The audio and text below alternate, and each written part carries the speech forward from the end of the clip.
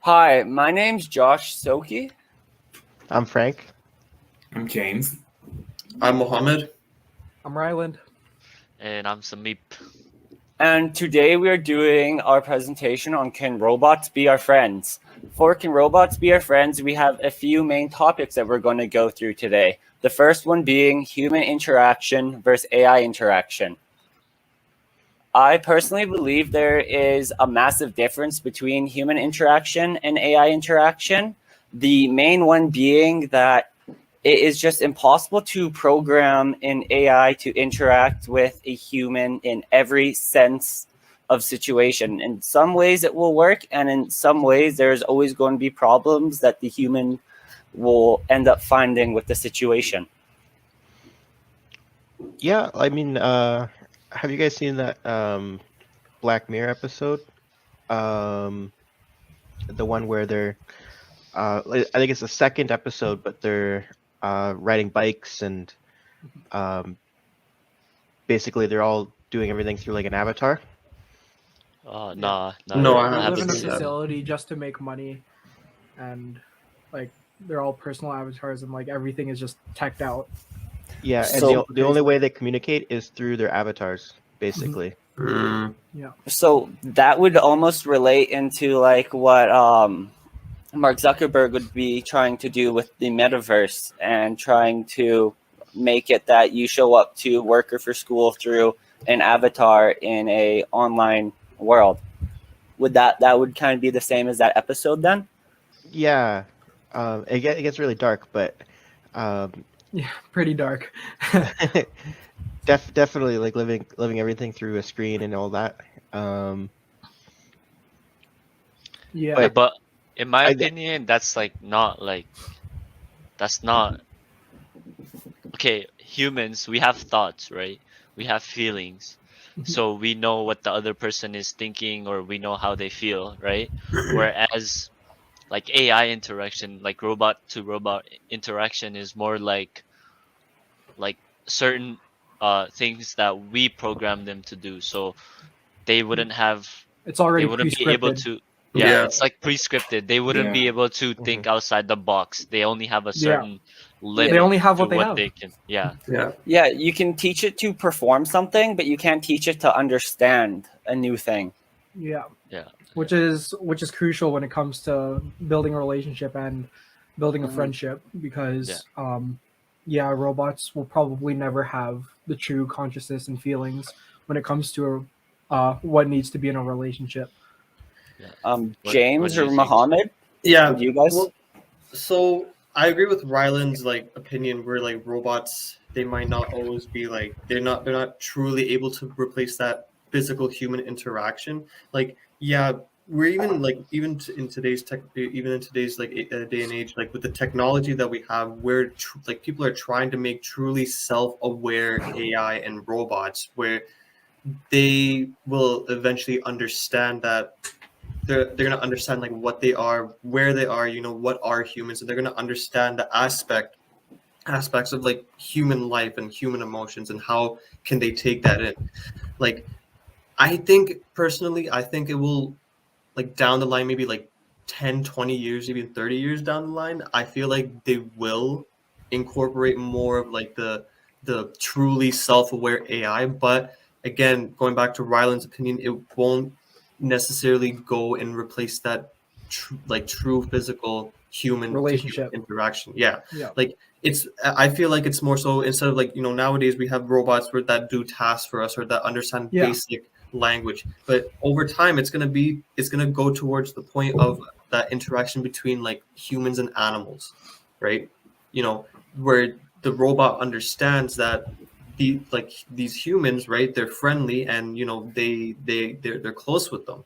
I don't think like the way we treat animals, I think it's going to be similar to how we treat robots in that aspect of that they can be friendly, but I don't think they'll truly replace that physical human interaction. But also a flaw with that is that we know that animals are never going to be capable of like taking over anything. Right. So like giving robots these abilities to have these emotions like in the future does have some it has some risks. issues with it. Yeah, a lot Yeah, of it it has has to do with risks. projection. Like you project your Yeah. emotions on Right. Yeah. the So, animal, like, or yeah. So we know that like these animals they don't have the tendencies that we think robots can have. Yeah. Which is kind of scary when you want to build a relationship because you want an interaction with someone with all the trust that you could get, right? Mm. But let's say like, one day that we're able to give these robots, thoughts. We're able to give them emotions. What if they're all not good? Like what if there are Yeah. Yeah, some that is a possibility like as well. Well, there's like, know how there's bad people who raise dogs in a bad way and then say like pit bulls have been known to be a very dangerous and bad breed just based off of how people have raised and treated Right. them. Yeah. What if there ends up being very bad robots just because crappy people end up doing the same thing as what they have done with like the pit bulls? well, that's the Yeah. thing that they say that they're going to do. Like the Asimov's 3 laws of robotics. Robots can't harm themselves. They can't harm humans. And then there's another third law, but basically it's built into the programming of the robot that you can't do certain things. Yeah. So I think for like true, They can be weaponized pretty much. yeah, but I think for like true friendship, you need to have a bit of conflict as well. oh Yeah. That is Yeah. true. And, Well, yeah. Your best friend you fought with probably at some point in your life or had some sort of conflict with at some point that you resolved and got closer to had a better understanding. Because it's just all goes through mutual understanding through feelings, right? Mhm. Mm. And like if we were to program a robot to be our friend, we would want it to not have any of those conflicts. We would want them to be a perfect friend figure, which is like a bit unrealistic and not totally what a friendship means because like relationships do have conflicts and that's what builds relationships stronger in a Yeah. sense. Yeah. So like a robot being programmed to be a friend with someone wouldn't have those conflicts and Right, like right. that type of relationship building that you could have with a human. So I think we should start getting on to one of the next main topics that we have. But before we do that, would you like to add anything to this topic, James? No. No? All of the that it says are the same as my opinions. Okay, Okay. perfect. Okay. So our next main topic we have today is VTubers. And so for you who don't know what VTubers are, they're basically virtual artists or like YouTubers, streamers. Avatars, yeah. Yeah.